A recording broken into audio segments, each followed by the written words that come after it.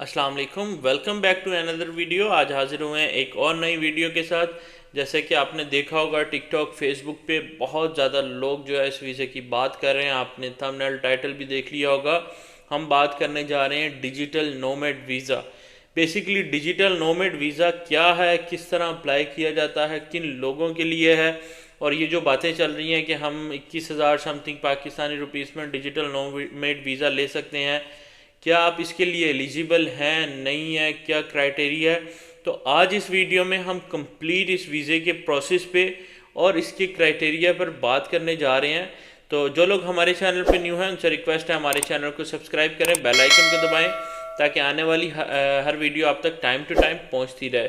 हमें ऑलमोस्ट 98% लोग ऐसे हैं जो कि बिना सब्सक्राइब किए देखते हैं। उनसे रिक्वेस्ट है हमारे चैनल को सब्सक्राइब करें और ताकि आप तक हमारा इंफॉर्मेटिव कंटेंट जो है वो पहुंचता रहे।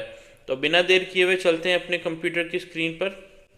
हमारे पास एज यूजुअल एक गूगल आईडी है, जीमेल आईडी। तो बेसिकली डिजिटल नोमैड वीज़ा हम यहाँ पे लिखते हैं। स्पेन का आजकल डिजिटल नोमैड वीज़ा जो है वो बहुत ज़ोरों शोर से चल रहा है। तो यहाँ पे हम सिर्फ अगर डिजिटल नोमैड वीज़ा लिखते हैं स्पेन का तो इसकी पूरी एलिजिबिलिटी और रिक्वायरमेंट्स आ जाती हैं। तो first of all digital nomad visa मैं आपको इजी वर्ड्स में बताता हूँ कि क्या है। बेसिकली ये उनके लिए है या तो जिनका अपना बिजनेस है और वो रिमोटली वर्क करते हैं।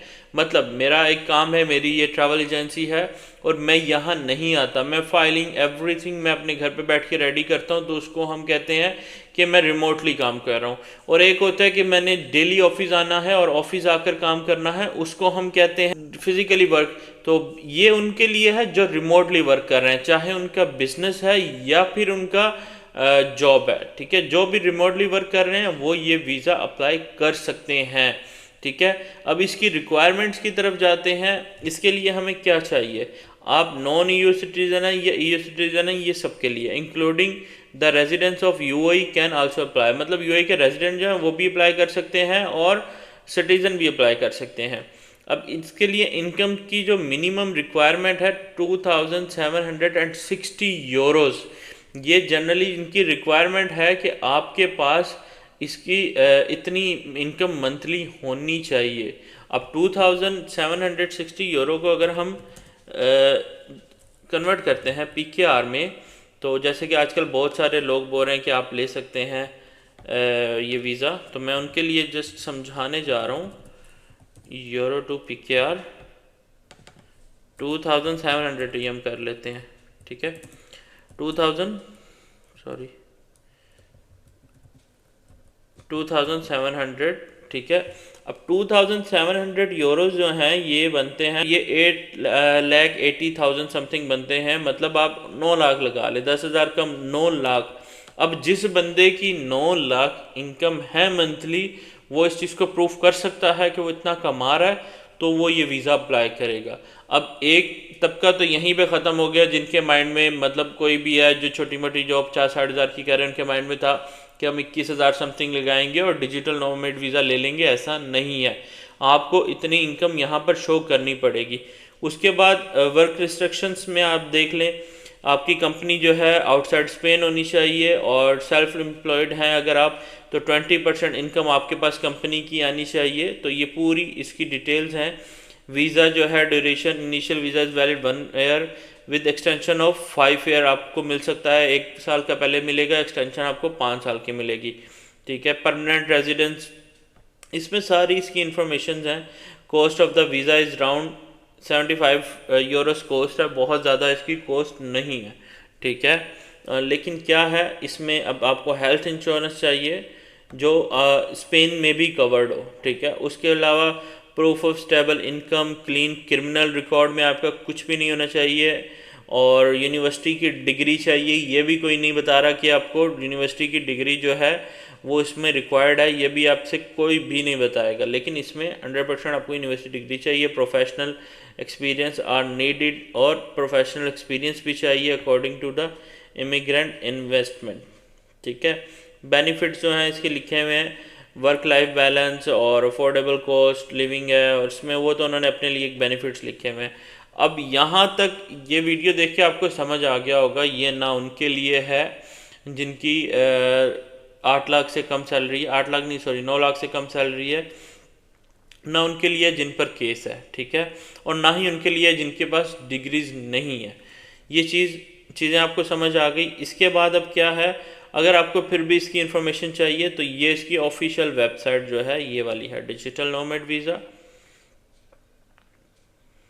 इसको आप ओपन करेंगे,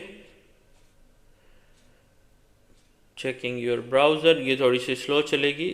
अब ये देखें, इनकी जो है ऑफिशियल वेबसाइट पे भी लिखा हुआ है the definition of this type of worker as well as the specific requirement for this new visas and residence permit are contemplated in the law of article introduced by the modification of law and ये पूरा इसकी लिखे हुए आप देख लें, law के according कौन सा है क्या है। अब इसकी रिक्वायरमेंट्स इसके नीचे से ऑफिशियली स्टार्ट होती हैं। इसमें क्या चाहिए, नेशनल वीज़ा एप्लीकेशन फॉर्म, वो आप कर लेंगे, पासपोर्ट भी आपके पास होगा। मैंने ये यूएई से खोला हुआ तो ये इसलिए बता रहे हैं, UAE residence visa, copy of valid UAE residence visa, NIE number. यहाँ पे लोग आके फंसते हैं, एनआईई नंबर क्या है, आइडेंटिफिकेशन नंबर ऑफ फॉरेनर। ये आपको, ये इनकी ईमेल एड्रेस है, ये यहाँ से मिल सकता है, या आप जो है इनसे कांटेक्ट करके आपका ले सकते हैं।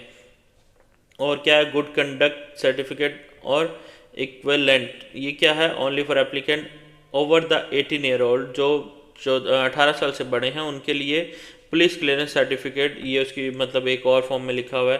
सेम इनको पुलिस क्लियरेंस सर्टिफिकेट चाहिए लोकल पुलिस अथॉरिटीज़ का, जहां आप रह रहे हैं 2 साल से ज़्यादा टाइम हो गया जिस कंट्री में, आपको उसका पुलिस क्लियरेंस सर्टिफिकेट चाहिए।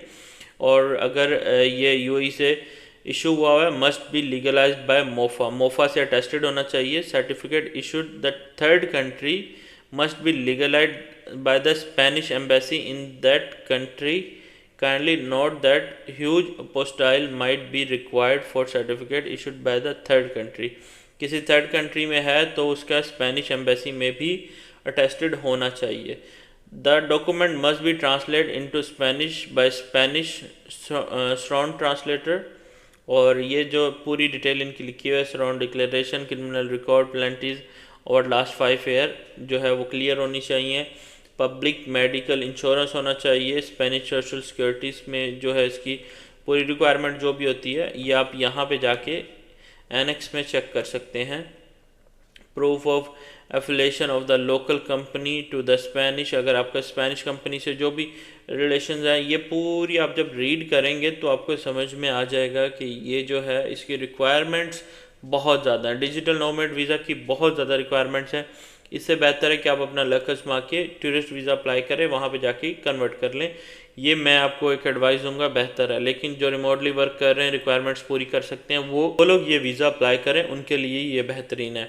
सेल्फ एम्प्लॉयड के लिए क्या क्या चीज़ें चाहिए वो यहाँ पर आ जाती हैं। फाइनेंशियल इनकम प्रूफ ये हम ऑलरेडी पढ़ चुके हैं, यहाँ पे परसेंटेज के हिसाब से लिखा हुआ आपको मिलेगा। प्रोफेशनल ट्रेनिंग एंड क्वालिफिकेशन ये जो है ये भी इनको चाहिए। इसके बाद अटेस्टेशन ऑफ द रजिस्ट्री, और ये मतलब पूरी चीज़ें जो है ना आप देखें, इनके ऑलमोस्ट 13 पॉइंट्स हैं जो आपने कवर करने हैं, ठीक है। और इसमें कोई इशू नहीं है। ये डॉक्यूमेंट जब प्रिपेयर हो जाएंगे, आपने एप्लीकेशन, आपको स्पेन की मैंने फिल करना सिखा दी है, अपॉइंटमेंट लेना मैंने सिखा दिया है, और फ़्लाइट टिकट होटल बुकिंग आपने करनी है। फ़्लाइट टिकट होटल बुकिंग करते हैं तो आपने जाकर ये वीज़ा जो है वो अप्लाई कर देना है, अगर आपकी रिक्वायरमेंट्स पूरी हैं। तो ये बिल्कुल इजी प्रोसेस है, कोई बहुत मुश्किल नहीं है। सिर्फ ये 13 रिक्वायरमेंट्स है, जो बंदा इस क्राइटेरिया को मीट करता है वही अप्लाई करे, अदरवाइज़ फ़ायदा नहीं है। लोग कहते हैं इस पे लक आजमाएं, इस पे लक नहीं आपका आजमा सकते, क्योंकि अगर आपके पास रिक्वायरमेंट्स पूरी नहीं है, एक चीज़ है उसकी मतलब एक ताला है, उस चाबी से खुलना है, अगर वो चाबी नहीं है आप 10 चाबियाँ लगाते रहें वो नहीं ओपन होगा। ऐसे ही इनका है, इनकी रिक्वायरमेंट पूरी होगी तो इन्होंने आपको वीज़ा देना है। तो ये इजी सा एक प्रोसेस आपको मैंने शेयर किया डिजिटल नोमैड वीज़ा के बारे में, कंप्लीट इन्फॉर्मेशन दी। कोई इंक्वायरी हो तो मेल कर दें, या मुझसे, अगर आप ये मुझसे करवाना चाहते हैं तो मेरी टीम से कांटेक्ट कर सकते हैं, ईमेल है। तो हम लोग बेसिकली इसके चार्ज करते हैं ऑफिशियल सर्विसेज के लिए, ये फ्री ऑफ कॉस्ट नहीं है। अगर आपको वैसे पूछना है तो मुझे मेल करें, मैं आपके लिए वीडियो बनाकर अपलोड कर दूंगा। तो यह थी हमारी वीडियो, उम्मीद है आपको पसंद आई होगी। अगर पसंद आई है तो वीडियो को लाइक करें, चैनल को सब्सक्राइब करें, बेल आइकन को दबाना ना भूलिएगा। मिलते हैं एक नेक्स्ट वीडियो में एक और नए टॉपिक के साथ, तब तक दुआओं में याद रखिएगा। अल्लाह हाफिज़।